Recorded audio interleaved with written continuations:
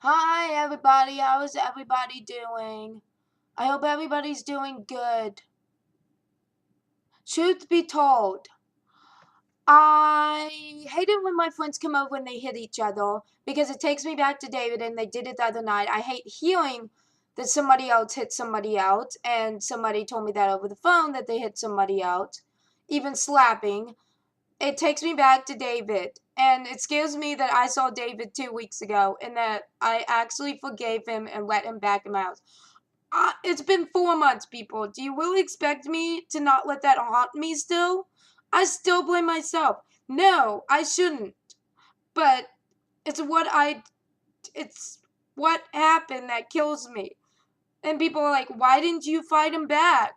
I'm a Christian. I'm not supposed to fight back. And it just scares me hearing other people talking about how they hit other people. I've seen it, and I've heard it. I've seen somebody play fight at my house and hit somebody, and I've seen somebody hit out of anger all in the last 3 weeks. Why? I saw David too in the last 3 weeks. This stuff is gonna it gets to me. I don't talk about it because like people are like, oh, it's been 4 months. You shouldn't think about it. But when stuff reminds you of stuff, of course you're gonna think about it. And I'm totally failing at my house, cleaning my house. There's no bugs or anything, but I would like to get better at that. But one thing I am getting better at is enjoying life and not thinking about this stuff for too long. Some days I would love to sit down and talk with my friends, but they just won't understand it. Or if they do understand it, I don't want to push them away. So I just block the feeling that I'm feeling. But yeah, I've experienced a lot and heard a lot of violence in the last 3 weeks.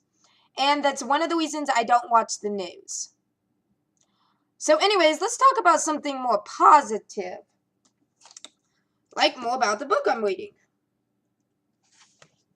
And how do I cope with everything? I see a therapist, but everybody's like,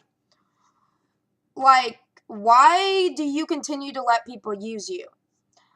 Well, for one, I want to teach them that what they're doing is wrong. For second of all, I'm so used to being used in abuse that I just let things go across the rug when they shouldn't be. And I'm just so used to it. I'm used to drama. I'm used to a lot of stuff I shouldn't be used to. And that's where me and my therapist are working on. And one of my friends, and maybe Spencer can help, but one of my friends is helping me with that a lot to stand up for myself more. And I call him brother. And so is his family.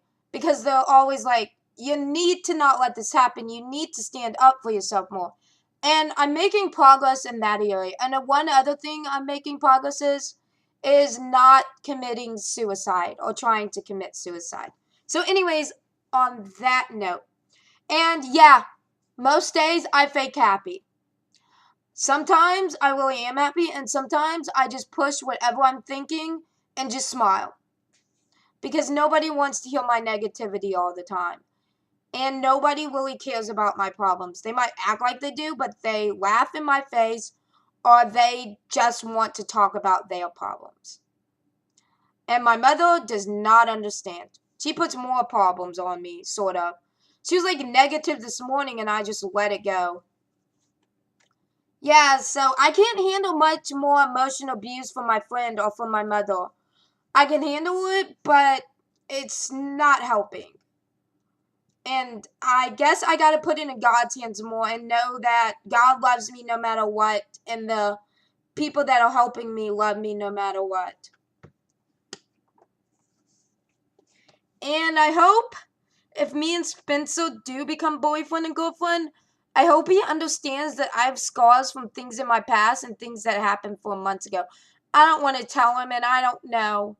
We're just friends right now. I don't want to get into the deep, dark depression stuff yet. So, anyways, back to what I was saying.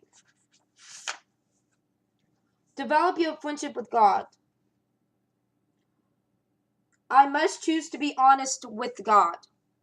The first building block of deeper friendship with God is completely honest about your false and your feelings. God doesn't expect you to be perfect, but he doesn't insist on complete honesty. None of God's friends in the Bible were perfect. If perfection was a requirement for friendship with God, we would never be able to be his friend. Unfortunately, becoming a God's grace, Jesus is still the friend of sinner.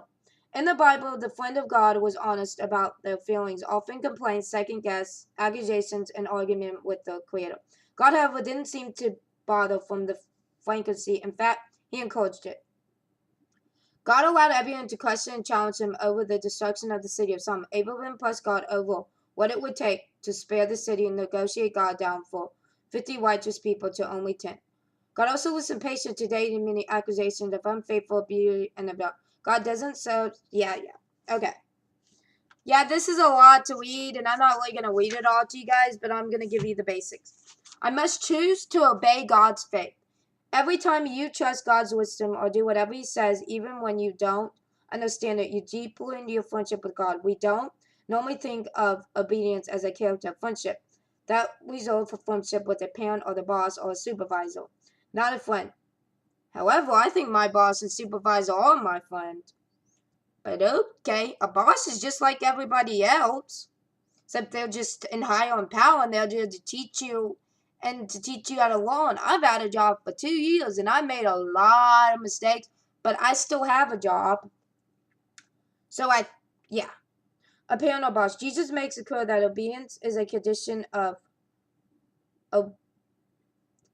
obedience is a condition of intimacy with God. He says, "You are my friend if you do what I command." In the last chapter, I pointed out that the word Jesus used with he calls us friend could refer to friends or the king in a royal court. While these close companions had special privileges, they were still subject to the God and had to obey his commands. We are friends with God, but we are not his equal. He is our love leader, and we are fire. We obey God not our duty or fear or comfort, but because we love him and trust that he knows what is best for us. I must desire friendships with God more than anything else. The poem filled with example. David passionately desired to know God above all else. He used words like logic, yawning, thirsty, and hunger. He craved God. He said, "The thing I seek most of all is the privilege of meditating in the temple, live in his presence every day of my life. Delicious and glory is another poem," he said. "You love means more than life to me." So, against all that, what does that all mean?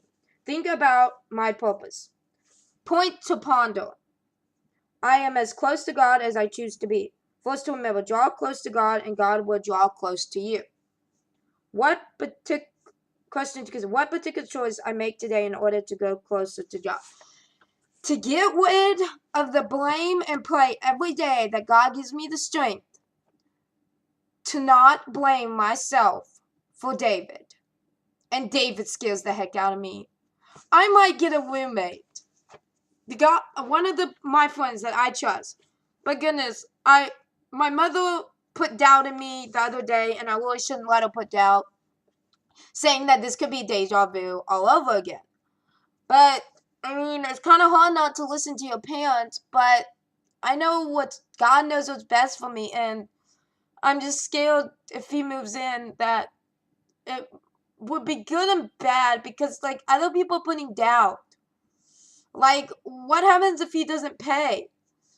I mean, I trust him, but I don't completely trust him. And I try to, but it just goes back to other people's doubt.